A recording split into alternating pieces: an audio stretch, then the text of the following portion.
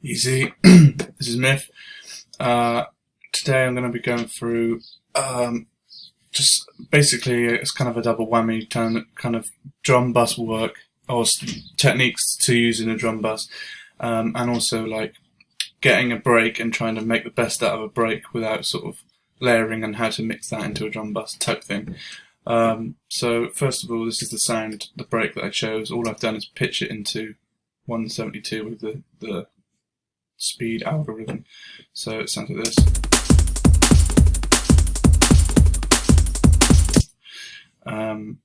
Pretty standard. So first of all, what I've done to get it to sound like this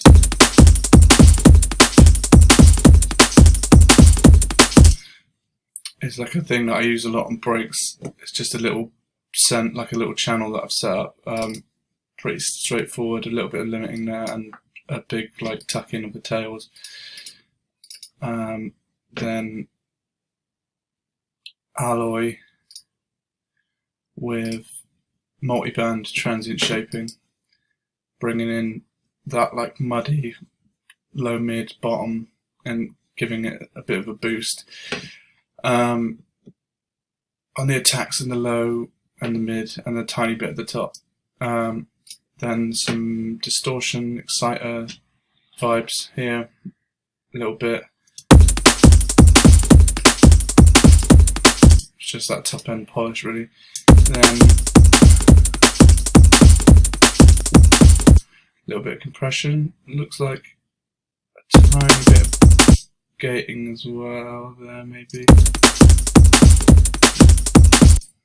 Then more compression after that.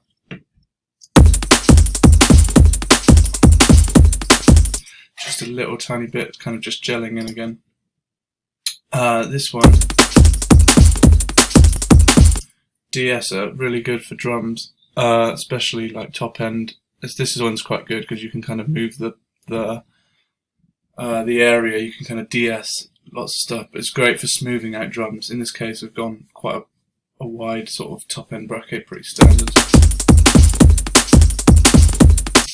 But people don't always assume DS, so they assume vocal. But they're great for anything that's kind of harsh in that respect, in that kind of area. This one is great for even if you've got like mid range that's kind of whistly and weird, you can use it. And then a little limiter. Not really doing much, just getting it up to volume, a little bit of gel. And then the last one is just a bit of distortion. You can hear that for some reason it's blowing up that first kick. That is some sort of byproduct of this. I usually just copy it across or cut a piece out of here.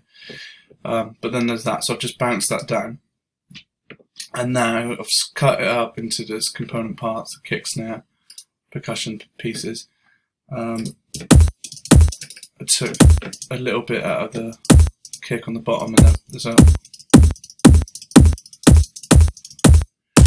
kind of weird whistly bit in there. If you saw the last video with scooping out resonances, it happens with all parts of production. You just need to keep your eye out for them crazy frequencies. So there's a giant fat kick there now, and let's turn this off so you can actually hear it. So it's like that, and then there's a snare. I've just got a little bit of bottom cut out, make some room in the bottom end, and then a little tiny reverb just to give it some space in the stereo. I'll be messing with the stereo later, so a little bit of reverb sometimes helps like create a bit of stereo space for you to then edit later on. You can like, if something's sounding really mono and you try and stretch it with a stereo plugin and it doesn't feel like it's getting wider, it's probably because there's not enough stereo information for you to actually widen. So sometimes a little reverb can create some stereo information, and then you can then manipulate that further with like widening plugins. So that might be something interesting to bear in mind. And then this, I ended up leaving the low end in this because it kind of sounded weird. So there's nothing actually in there with the kick, because it's kind of like rolling or whatever with the kick. But yeah, together without the bus, it sounds like this.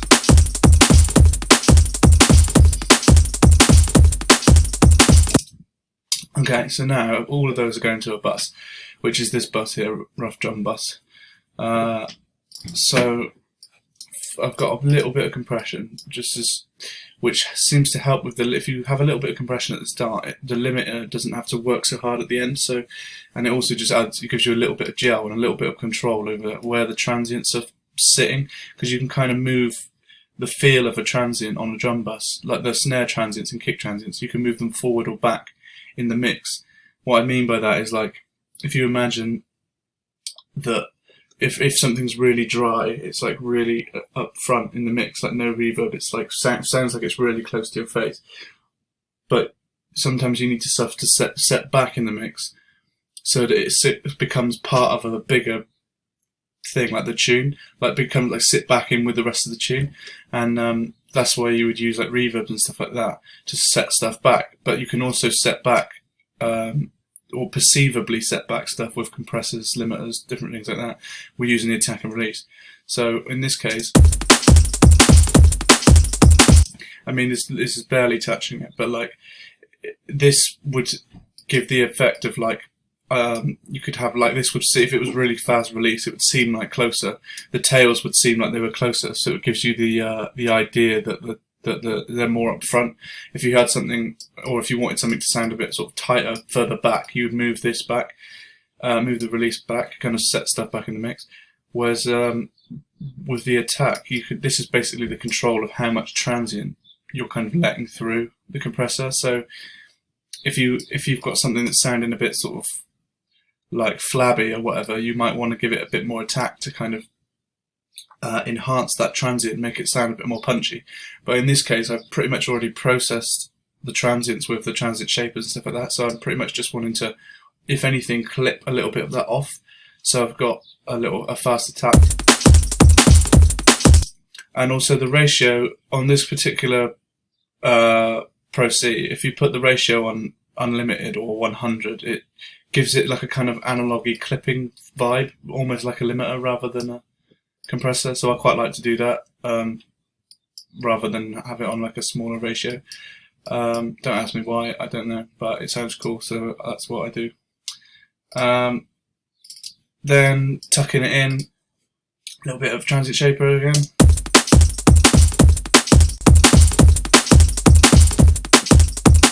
Just making it a bit more punchy, a bit more under control, a bit tidier, a bit cleaner.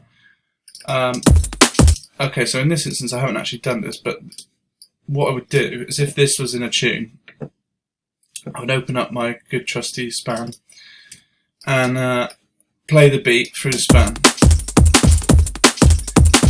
Right, so currently you can see there's a peak here. I'll probably notch that out in the next stage because that's a bit shiny. Maybe this one as well. But there's a big sweeping down dip here, like between 600 and sort of, well, 600, 700 and 4K. So then I would kind of go through this and try and lock in some points. So maybe like 700. So it'd probably be like, I maybe go like 900, because this particular EQ has quite a wide band, like it's a bell sort of curve, but like quite a low, long, like wide curve. It's not very clinical. It's kind of, that's why it's called a music EQ. It's kind of musical sounding. So I'd kind of pick a few points. So for instance, like the 900 might be a shout, maybe like 2K, and then just see what that sounds like if I give it a bit of beans there. So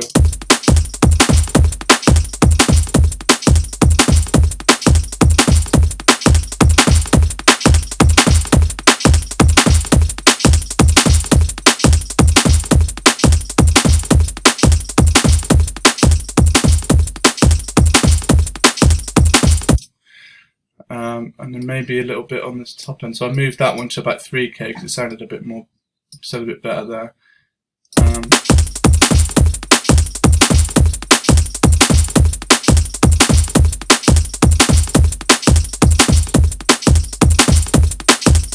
So yeah, you can see that that's kind of just filled out the beat a little bit.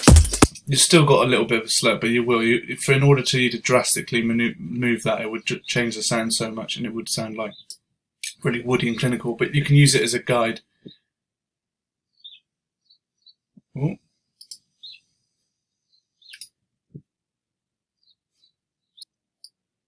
but you can use it as a guide. So yeah, that's that there. That's why I would have that. Next one is just,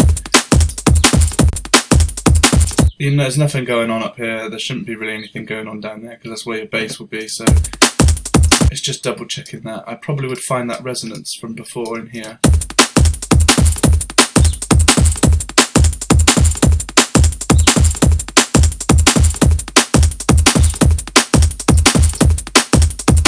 Just scoop that out to keep it, stop it from being harsh on the top end, nice and keep it nice and clean.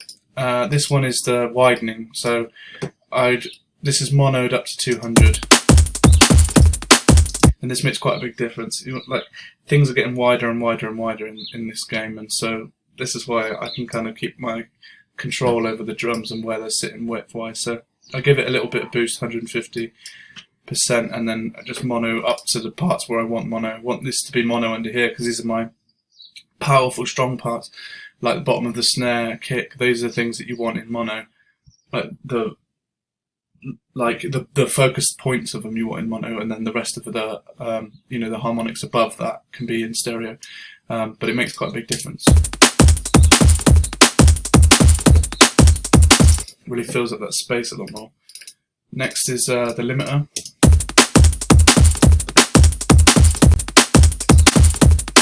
Pretty standard stuff. Just a little bit of look ahead to kind of clip off some of those harsh transients. And then this also helps for when it comes to the master bus process, which I'll go through in another video. Now my three trusty buses now.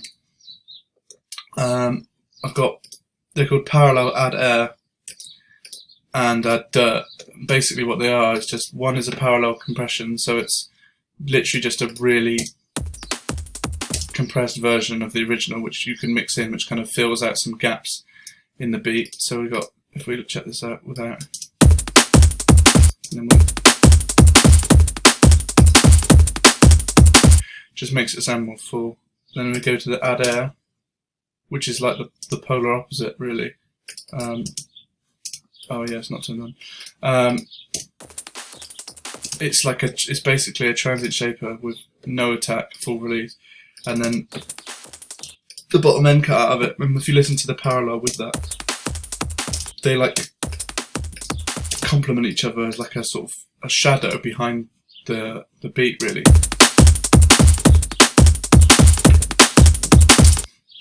Gives you way more depth.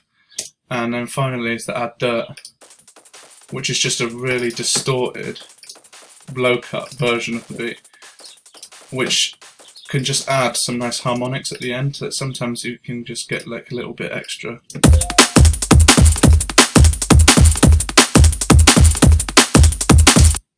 But yeah, that's the premise anyway. That's the techniques. Take what you can from that. Oh, you might actually be wondering why I'm clipping on purpose.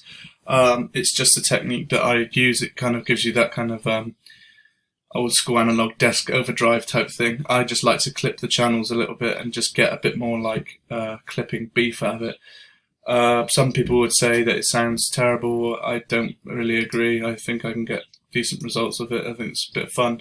I don't think you should listen too much to people that say you can't. You should just play and do what you want. To be honest, if it sounds good, it sounds good, and that's the way I kind of roll. But yeah, that's it for that one. Big ups.